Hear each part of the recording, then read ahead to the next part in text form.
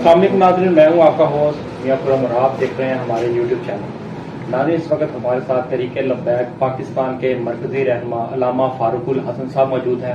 آئیے ان سے سوالات کرتے ہیں۔ السلام علیکم علامہ صاحب۔ جی وعلیکم السلام۔ پہلے تو آپ کا بہت شکریہ، آپ نے ہمیں ٹائم دیا۔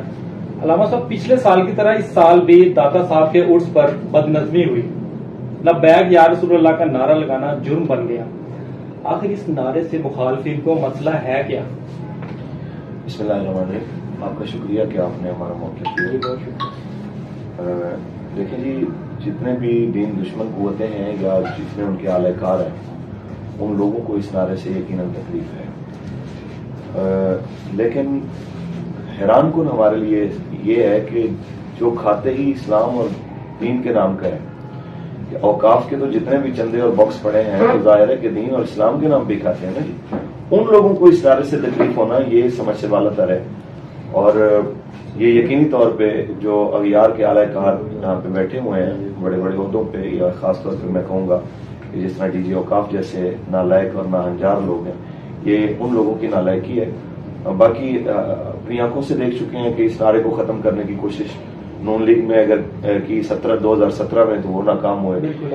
اس کے علاوہ عمران خان نے اپنی پوری بدماشی کے باوجود جتنا کچھ ہمارے ساتھ وہ کر سکتے تھے وہ کیا، لیکن اس کے باوجود اس نعرے کی گونج کم نہیں ہوئی۔ تو یہ تو ان کی خام خیالی ہے، یہ جتنا اس کو دبانے کی کوشش کریں گے یہ اتنا بڑھے گا انشاءاللہ۔ اچھا، یہ کیا بات تھی کہ سٹیج پر نعرہ لگے گا لیکن کارکنوں میں جو عام عوام بیٹھی ہے وہ لوگ نعرہ نہیں لگائیں گے؟ کیا ہو سکتا ہے؟ وہ کون لوگ تھے؟ کیا آپ کو پتا ہے؟ کیا وہ نام آپ کیمرے کے سامنے لے سکتے ہیں سر؟ نام لیا طاہر بخاری، جی جی، ڈی جی اوقاف، یہ سب اس کی نالائقی ہے۔ صحیح ہے۔ اور یہ جن کا یہ ٹکڑے کھانے والا ہے، پی ٹی آئی والے ہو گئے یا نون لیگ والے ہو گئے، جتنے بھی تحریک کے مخالف لوگ ہیں یہ ان کا چمچگیر ہے، تو یہ ان کے اشارے اور ایما کے اوپر یہ کہہ رہے ہیں، اور اس کے علاوہ کون ہو سکتا ہے؟ علامہ صاحب، حافظ سعد رضوی صاحب داتا دربار آئے، انہوں نے خطاب نہیں کیا، یہ بڑا اہم سوال تھا۔ کیا مخالفوں نے کرنے نہیں دیا، یا حافظ سعد رضوی صاحب نے خود نہیں کیا کہ کارکنوں کو اشتعال نہ آئے، کیونکہ پہلے ہی وہاں پہ بڑی بد نظمی ہو چکی تھی؟ دیکھیں جی، اگر امیر محترم خطاب کرتے تو کس میں ہمت تھی جو خطاب کو روکتا؟ بالکل ایسا ہی ہے۔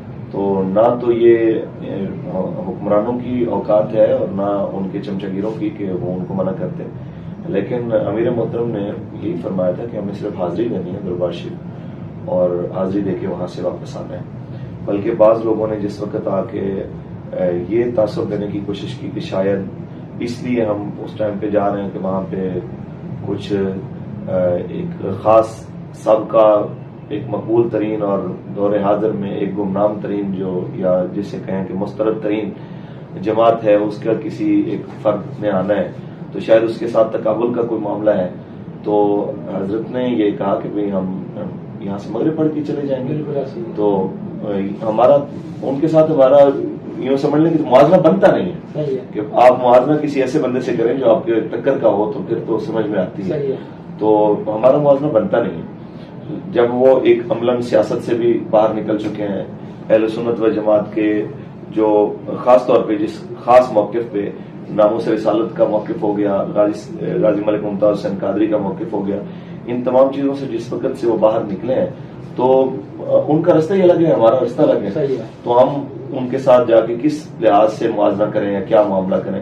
تو اس لیے مغرب یہاں پہ مسجد رحمت للعالمین ادا کر کے مغرب کی نماز اس مسجد میں بابا جی کے مزار شریف سے پھر نکلے ہیں۔ اس وقت تو وہ تمام بیانات وغیرہ وہ تمام وقت بھی گزر گیا، ہمیں وہ علم ہی نہیں ہے کہ وہاں پہ کیا ہوا، کیا معاملات ہوئے۔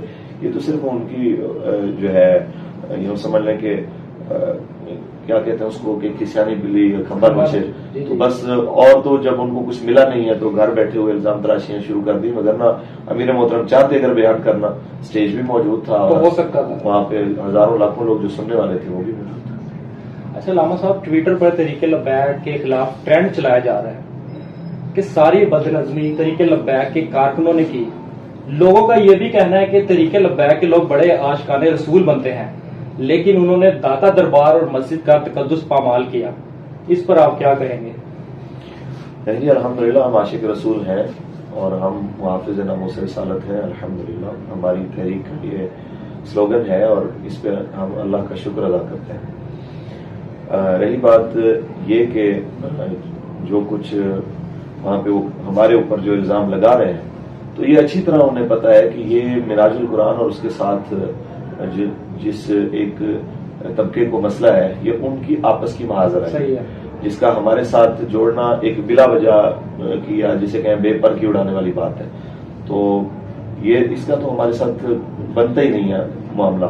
باقی رہی بات بد نظمی پھیلانا، جسے کہا جائے کہ جو کچھ وہاں پہ سنا ہے کہ اس سے زیادہ بھی اگر کوئی باتیں ہوئی ہیں تو ہم کہتے ہیں کہ ہر وہ عمل جو مسجد کے تقدس کے خلاف ہے، جیسے جوتے اچھالنا یا گالم گلوچ، تو ان کو قرار واقعی سزا دینی چاہیے۔ ہم کہتے ہیں کہ میدان میں آئے، جو ہے جماعت کا کوئی بھی ذمہ دار کسی بھی جماعت کا، ہم کہتے ہیں بلا تفریق اس کے خلاف کارروائی ہونی چاہیے۔ اچھا علامہ صاحب، کیا مسجد کے اندر جوتا مارنا کسی عالم دین کو یہ ٹھیک عمل ہے؟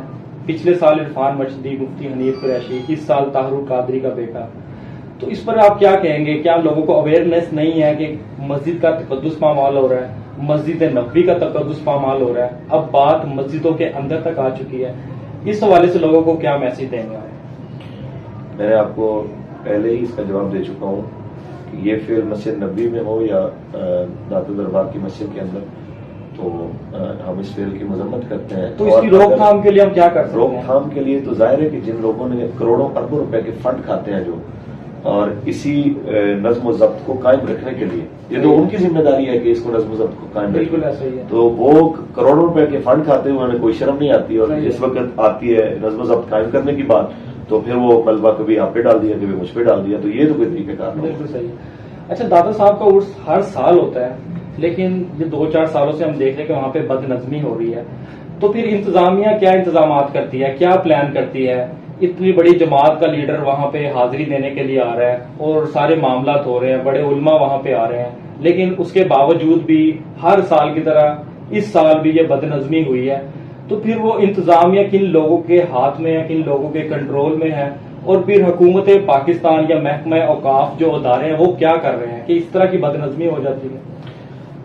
میں نے پہلے بھی آپ کو بتایا اس حوالے سے کہ جب تک طاہر رضا بخاری جیسے ٹاؤٹ یہاں پہ بیٹھے ہیں، جن کو کوئی بھی کام نہیں آتا اور اعتدال کی راہوں سے ہٹے ہوئے لوگ ہیں، تب تک تو یہ ساری چیزیں ہوتی رہیں گی۔ بالکل ایسا ہی ہے۔ اور یہاں پہ جس وقت کوئی ذمہ دار آدمی آ گیا جو علماء اور علم اور دین کی اہمیت کو سمجھنے والا ہوگا، تو اسی وقت یہ مسائل حل ہو جائیں گے۔ کیا آپ کے لوگ، آپ کی ٹیم کے لوگ وہاں پہ جا کے ان لوگوں کے ساتھ انتظامات مکمل نہیں کروا سکتے کہ آپ کے ٹیم کے لیڈر امیر محترم جو ہے تحریک لبیک پاکستان کے حافظ سعد رضوی صاحب آ رہے ہیں، تو پھر ان کے لیے کوئی پروٹوکول فراہم کیا جائے، اور پھر آپ کے کارکن بھی وہاں پہ موجود ہے، مکس لوگ وہاں پہ موجود ہے، ہر مسلک کے لوگ وہاں پہ آ رہے ہیں، تو پھر اس حوالے سے آپ لوگ کیا کر رہے ہیں کہ اب اگلے سال اللہ نہ کرے اس طرح کا واقعہ رونما ہو؟